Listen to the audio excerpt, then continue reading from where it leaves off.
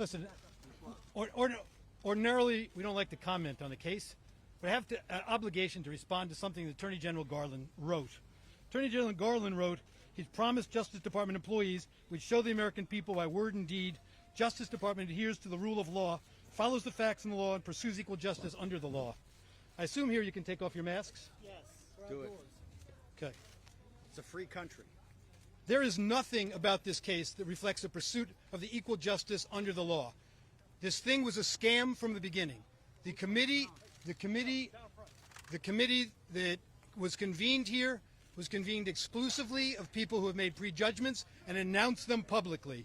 The chair of the committee sued President Trump personally, and before he was even appointed to his position, determined and put in writing that President Trump was responsible for the events of January 6th. This is not an investigative committee. There's nothing for him to investigate when he's made a prejudgment.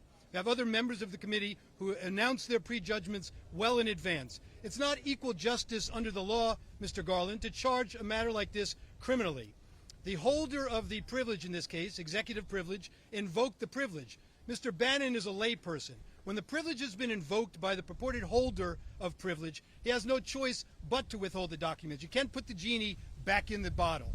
Mr. Bannon had acted as his lawyer counseled him to do by not appearing and by not turning over documents in this case. He didn't refuse to comply. He made quite clear that if a court ordered him to comply, he would do that. But he had an obligation to honor the privilege that was invoked. And in terms of prosecuting this criminally, it violates settled Department of Justice policy that's binding on the executive branch. It is outrageous that a criminal charge was brought in this case. It is a misdemeanor, but it's being treated as if it were a capital case. Mr. Bannon takes this very seriously. It's outrageous what the government did.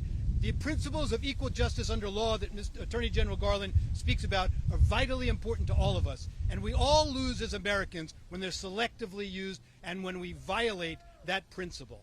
You see these signs right here and the guys over here saying insurrection and all that? That's what this country's about. It's freedom of speech. They got their opinions. We have our opinions. Okay? Hang on. They have their opinions. I'm telling you right now, this is going to be the misdemeanor from hell for Merrick Garland, Nancy Pelosi, and Joe Biden. Joe Biden ordered Merrick Garland to prosecute me from the White House lawn when he got off Marine One. And we're going to go on the offense. We're tired of playing defense. We're going to go on the offense on this and stand by. By the way, you should understand Nancy Pelosi is taking on Donald Trump and Steve Bannon. She ought to ask Hillary Clinton how that turned out from them, okay? We're going on the offense. Stand by. You should be outraged if he ever faced that possibility as an American.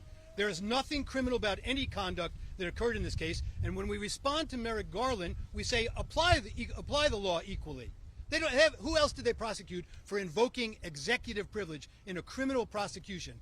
Read the Department of Justice Office of Legal Counsel letters. It's unconstitutional according to their own opinions from some real luminaries, including, by the way, read the Office of Legal Counsel opinion by Eric Holder for the Obama administration, the Fast and the Furious case. This is unheard of, to force a person to violate the invocation of executive privilege. By the way, I mean, the court, of course, hasn't ruled yet in President Trump's case, in Trump versus Thompson, on whether executive privilege applies. But even beyond that, the Office of Legal Counsel opinions make clear that it applies to discussions with former government officials, and that makes sense. It makes sense because we often see former officials kept in the loop that the president needs to consult with. And whatever you happen to think President Trump talked about at the time, that's what executive privilege exists for, so that people can speak freely with the president, talk about strategy matters, and talk about national security and other important matters. By the way, not just Trump people and not just conservatives. Every progressive and every liberal in this country that likes freedom of speech and liberty, okay, should be fighting for this case. That's why I'm here today. For everybody, I'm never going to back down. And they took on the wrong guy this time, okay? They took on the wrong guys. And then cite the privilege question by question. Why did you because he was instructed by his attorney not to show up in Congress. A layperson has to follow his attorney's advice, in my view at least. When he's faced with a subpoena, he doesn't know anything about legal process otherwise. He relies on a lawyer, and the lawyer gave the advice. And I must say, relies on the Office of Legal Counsel opinions, which very clearly say that he need not show up. Did he get bad advice or what? No, I don't the think president asserted executive privilege. there's no other choice. Once the privilege is invoked, what would the choice be? Show up and testify. And by the way, they asked to have members, if he were to testify, to have those people invoking the privilege, a representative of the person invoking the privilege, present, just to be able to monitor it and make an objection if a privilege matter came up. They refused to allow that. By the way, if the administrative state wants to take me on, bring it. Because we're here to fight this, and we're going to go on offense. And you stand by. You see how we're going to go on offense, okay? Nancy Pelosi, Merrick Garland, Joe Biden, the whole, all of them. What he means, okay? what he means by offense is we're going to challenge this affirmatively. We're going to fight to defend his rights and to defend your rights also. Your rights. Quite frankly, All I of you. represented the American Civil Liberties Union for more than 20 years and all the litigation they had in Alabama. This is an issue that the American Civil Liberties Union ought to be on our side with. Okay, we got.